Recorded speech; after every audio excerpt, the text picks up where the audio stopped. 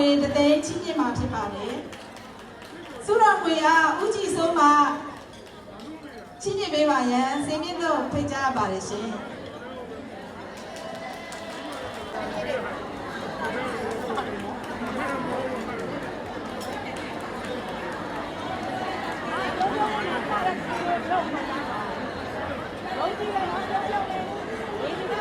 ရွှေနိုင်သူကဖွဲ့အားသူဝနာဖွဲ့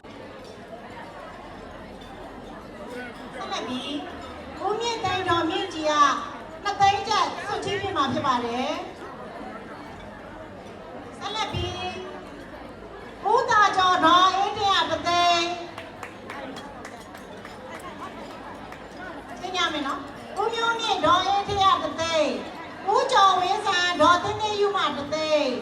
ဦးစောကြီးဒေါ်နီတာမှ1သိန်းဒေါ်ကျင်းစောမိသားစုမှဆက်လွယ်1သိန်း3တောင်ဒေါ်ကြီးကြီးအေးရ9တောင်ဒေါ်အေးမော်ကပန်းကြီး1သိန်းဒေါ်ထိထိလိုက်မိသားစုမှ1သိန်းဦးကာစီမိသားစုမှ9တောင်ဒေါ်ဆွေဆွေဝင်းမိသားစုမှ9တောင်ဒေါ်အေးမော်မိသားစုမှ9တောင်ဒေါ်အေးသိန်းမိသားစုမှ1သိန်းမထာမသွဲမမဲလေးမတေရီ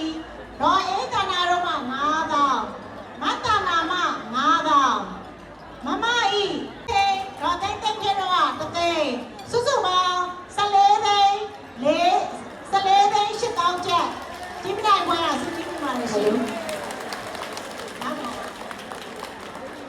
ညောင်းတစ်ကောင်ခွဲရလဲ9တောင်စုကြည့်ပြပါလေရှင်တိုင်းစစ်တီကိုသားကြီးမှလည်းဟုတ်တယ်3,000ကျပ်စုချင်းပြမှာဖြစ်ပါတယ်ရှင်မှာ9,000ကျပ်စုချင်းပြမှာ